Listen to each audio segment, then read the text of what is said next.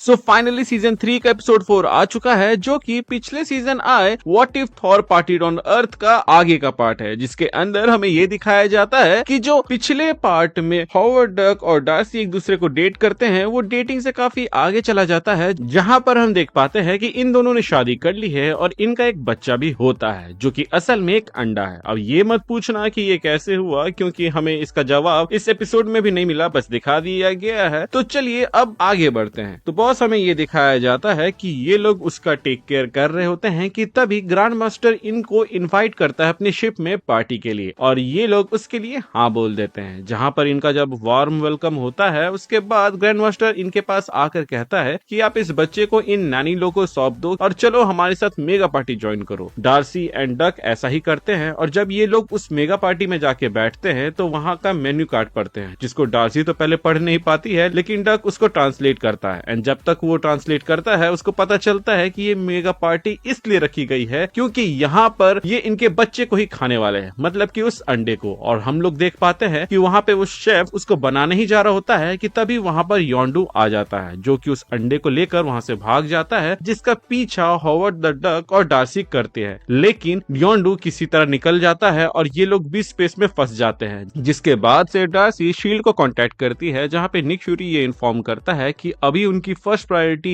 यही है कि उनके बच्चे को ढूंढा जाए। जिस पर डार्सी पूछती है कि ऐसा क्यों है कि अचानक से पूरी दुनिया मेरे बच्चे के पीछे पड़ गई है। तो यहाँ पे शील्ड उनको बताती है कि क्या तुम कन्वर्जेंस के बारे में जानते हो, जिस पर हॉवर्ड कहता है कि ये तो उसी दिन है जिस दिन हमारा बच्चा जन्मा था। निक फ्यूरी बात को कंटिन्यू करते हुए कहता है कि ऐसा माना जा रहा है कि उसके अंदर एक बहुत ही पावरफुल एनर्जी या फिर बीइंग है, एंड इसीलिए सब उसके पीछे पड़े हैं। कि तभी वहां मौजूद कोल्सन निक फ्यूरी के कान में कुछ फुसफुसाता है, जिसको हम पहले तो सुन नहीं पाते हैं, लेकिन फिर हॉवर्ड और डर्क एक सेटिंग करता है, जिसके बाद से हमें क्लियरली सुनाई देता है कि एक रेवेजर को स्पॉट किया गया है नोवेयर में। हॉवर्ड और डर्क समझ जाता है कि जो योंडू था वो उस अंडे को ले गया है कलेक्टर के पास, और वो शिप को उसी दिशा में मोड़ देता है। इसके बाद हम देखते हैं कि योंडू उस अंडे को ले जाकर कलेक्टर को देने वाला होता है, बट यहाँ पर रिवील होता है कि कलेक्टर अब खुद कलेक्ट हो चुका है, और उसको कलेक्ट करने वाला और कोई नहीं बल्कि काइसिलियस है। यहाँ पर वो उस अंडे की डिमांड करता है, लेकिन योंडू कहता है कि अब दाम बढ़ गया है। लेकिन काइसिलियस अपने मैजिक का इस्तेमाल करके उससे वो अंडा ले लेता है, और उसे भी डार्क डायमेंशन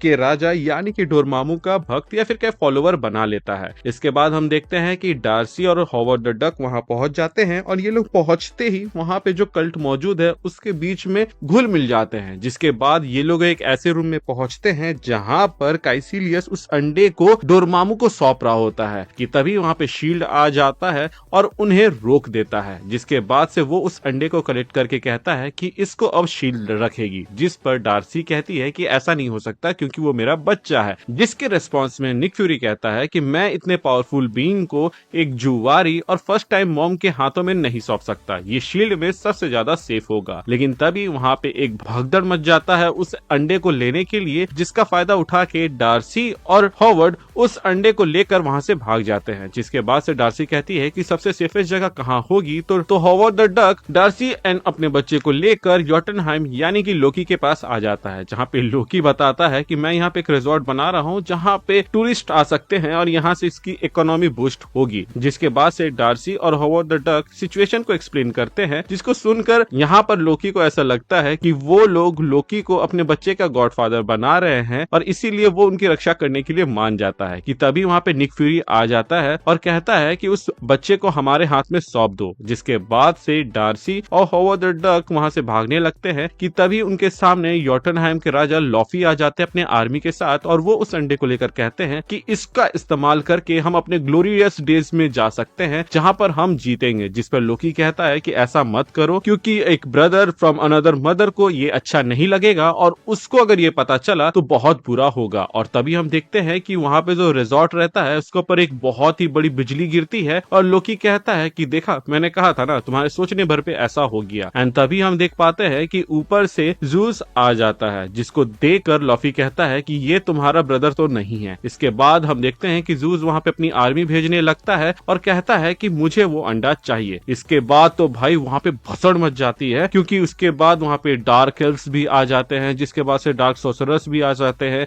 मतलब ऐसा समझ लो कि मार्वल सिनेमैटिक यूनिवर्स में जो है सब उसके पीछे पड़ जाता है, इवन थैनोस तक वहां पे आ जाता है और फिर वो सब उस अंडे के पीछे ही पड़े रहते हैं। डार्सी और हॉवर्ड द डक किसी तरह कोशिश करके उसको भाग रहे होते हैं इधर से उधर। अल्टीमेटली एक जगह जाकर वो लोग रुक जाते हैं और उसके बाद से वो देखते हैं कि चारों ओर से उसके तरफ एक पूरी फौज बढ़ रही है सिर्फ उस अंडे को कलेक्ट करने के लिए। कि तभी वहां पे हॉवर्ड और डार्सी अपना फेवरेट गाना गाते हैं, जिसके बाद हमें एक जादू होते हुए दिखता है और वहां पर हम देख पाते हैं कि वो अंडा ग्लो करने लगता है और फिर वो अपने झटके से जो भी आर्मी उसके तरफ आ रही होती है उसको झटका देने लगती है। ये थोड़ी देर तक काम करता है, लेकिन फिर वो भीड़ डार्सी और हॉवर्ड डक को पूरे तरीके से कंजेशन में दबाने लगती है एंड तभी वहां पर वो अंडा फूट जाता है और जो भी वहां मौजूद रहता है सबको झटका लगता है, जिसके बाद से सब वहां से गायब हो जाते हैं। या तो वो सब इवेपोरेट हो गए या तो फिर खत्म हो गए और फिर हम फाइनली उस बेबी को देख पाते हैं जो कि काफी क्यूटी सा लग रहा होता है। इसके बाद से ये दोनों उसको देखकर खुश हो रहे होते हैं कि तभी वहां पर निक फ्यूरी आता है एंड कहता है कि तुम अपने बच्चे को रख सकते हो, शायद इसलिए एज उसने देख लिया कि अगर वो जबरदस्ती करेगा तो शायद वो बाकियों के जैसा मारा जाए या कहीं और टेलीपोर्ट हो जाए। जिसके बाद हम देखते हैं कि लोकी एंड लॉफी